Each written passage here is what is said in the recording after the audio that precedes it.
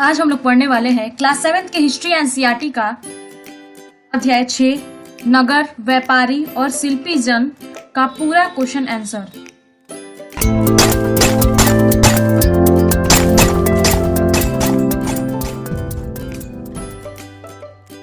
इस चैप्टर में सबसे पहला प्रश्न है, रिक्त स्थानों की पूर्ति करें। राज राजेश्वर मंदिर डैश में बनाया गया। तो राज राजेश्वर मंदिर 11वीं सदी में बनाया गया था। अजमेर सूफी संत डैश से संबंधित है। अजमेर सूफी संत ख्वाजा मुइनुद्दीन चिश्ती से संबंधित है।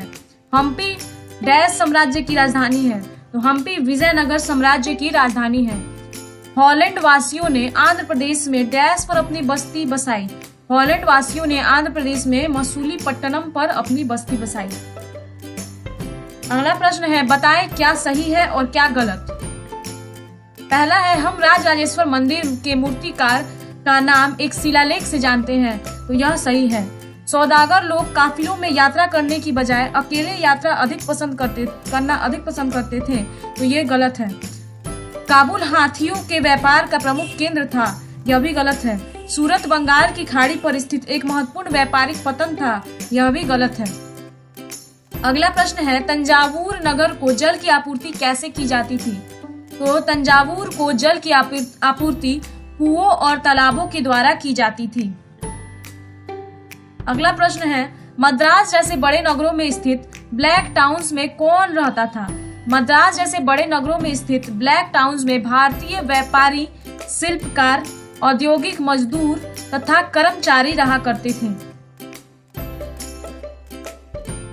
अगला प्रश्न है, आइए समझें, आपके विचार से मंदिरों के आसपास नगर क्यों विकसित हुए।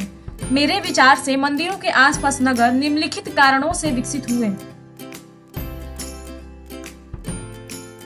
सबसे पहला कारण है, मंदिर के धन को व्यापार एवं साहूकारी में लगाया जाता था। दूसरा है, पुरोहित, कामगार, शिल्पी, व्यापारी मंदिर एवं दर्शनार्थियों की आवश्यकता को पूरा करने के लिए मंदिर के पास ही बसने लगे। यानी पुरोहित जो पुजारी हुआ करते थे, उन्हें मंदिर में पूजा करनी होती थी। कामगार जो मंदिरों में काफी काम किए करते थे, शिल्पी, व्यापारी सभी मंदिर में जो दर्शन करने वाले लोग आते थे, उनकी आवश्यकता को पूरा करने के लिए वे मंदिर के पास ही बस जाते थे। तो यही सब कारणों की वजह से मंदिर के पास शहर बसा। छठा है, मंदिरों के निर्माण तथा उसके रख रखाव के लिए शिल्पी जन कितने महत्वपूर्ण थे। तो सबसे पहले हम समझते हैं कि शिल्पी जन होता क्या है। तो शिल्पी जन मतलब होता है मंदिर में काम करने के लिए जो सुनार, लोहार, राजमिस्त्री, बढ़ई आदि को हम लोग शिल्पी जन के रूप में जान सकते हैं। तो मंदिर के निर्माण तथा उनके रख रखाव के लिए शिल्पी जन निम्नलिखित कारणों से महत्वपूर्ण थे। सबसे पहला है, ये मंदिरों के विभिन्न भागों को निर्मित करते थे। यानी ये मंदिरों को सुंदर बनाते थे। ये मंदिरों को कलात्मक रूप से सजाते थे।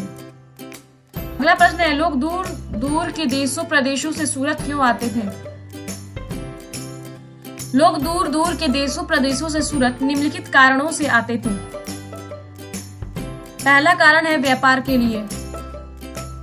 दूसरा है मक्का जाने के लिए। तीसरा रोजगार के लिए। चौथा थोक और फुटकर बाजार के लिए। यानी कि बहुत सारे लोग सूरत में व्यापार करने के लिए आया करते थे और मक्का जाने के लिए। सूरत को मक्का का प्रस्थान द्वार भी कहा जाता है, क्योंकि बहुत से हज यात्री जो है जहाज से यहीं से रवाना होते थे, इसीलिए मक्का जाने के लिए। और रोजगार के लिए सूरत जो है शिल्प उद्योग का एक प्रमुख केंद्र था, जिसके कारण काफी लोगों को रोजगार मिला हुआ था। सूरत एक व्यापारिक नगर भी था, इसीलिए कई वस्तुओं का थोक और फुटकर बाजार यहाँ पर लगता था, इसलिए थोक और फुटकर बाजार के लिए भी लोग यहाँ पर आते थे। अगला प्रश्न है, कलकत्ता जैसे नगरों में शिल्प उत्पादन तंजावुर जैसे नगरों के शिल्प उत्पादन से किस प्रकार भिन्न था। कलकत्ता जैसे नगरों में शिल्प उत्पादन तंजावुर जैसे नगरों के शिल्प उत्पादन से निम्नलिखित प्रकार से भिन्न था। पहला है, तंजावुर में कलकत्ता से पहले शिल्प उत्पादन शुरू हो गया। तो सबसे पहला अंतर, तंजावुर में कलकत्ता से पहले शिल्प उत्पादन शुरू हुआ था। दूसरा अंतर है, कलकत्ता में सूती, रेशम व जूट का उत्पादन होता था, जबकि तंजावुर में सूती, कांस्य, मूर्ति, धातु की वस्तु, आभूषण का उत्पादन होता था। तो इन सभी कारणों से ये दोनों भिन्न थे। अगला प्रश्न है, इस अध्याय में वर्णित किसी एक नगर की तुलना आप अपने परिचित किसी कस्बे या गांव से करें। क्या दोनों में कोई समानता या अंतर है। तो यहाँ पे हमने सूरत की तुलना टेकड़ी गया जो कि बिहार में है केस से की है। तो सूरत एक व्यापारिक नगर है जबकि टेकड़ी एक छोटा सा कस्बा है। सूरत की आबादी 28 लाख से भी अधिक है जबकि टेकड़ी की आबादी 20,000 से भी कम है। सूरत एक औद्योगिक नगर है जबकि टेकड़ी ग्रामीण क्षेत्र का एक प्रखंड है। अगला प्रश्न है, सौदागरों को किन किन समस्याओं का सामना करना पड़ता था? आपके विचार से क्या वैसी कुछ समस्याएं आज भी बनी है? यहाँ पे 2 क्वेश्चन है। सबसे पहले, सौदागरों को पहले किस समस्या का सामना करना पड़ता था, और दूसरा ये कि जो समस्याएं सौदागरों ने जिन समस्याओं को सामना किया था, क्या आज भी सौदागर व्यापारी उन्हीं समस्याओं का सामना करते हैं या नहीं? तो सौदागरों को निम्नलिखित समस्याओं का सामना करना पड़ता था। सबसे पहला है, उन्हें अनेक राज्यों तथा जंगलों से होकर गुजरना पड़ता था, यानी कि व्यापार करने जाने के लिए वे अनेक राज्यों से जंगलों से होकर गुजरते थे। दूसरा है, उन्हें विभिन्न प्रकार के कर चुकाने पड़ते थे। कर यानी होता है टैक्स, उन्हें विभिन्न प्रकार का टैक्स पेड करना होता था। तीसरा है, यातायात के साधन पर्याप्त मात्रा में नहीं थे, यानी जैसे कि हमने जाना कि जो सौदागर हुए उन्हें राज्यों जंगलों से होकर जाना पड़ता था, लेकिन उस टाइम यातायात के साधन नहीं थे।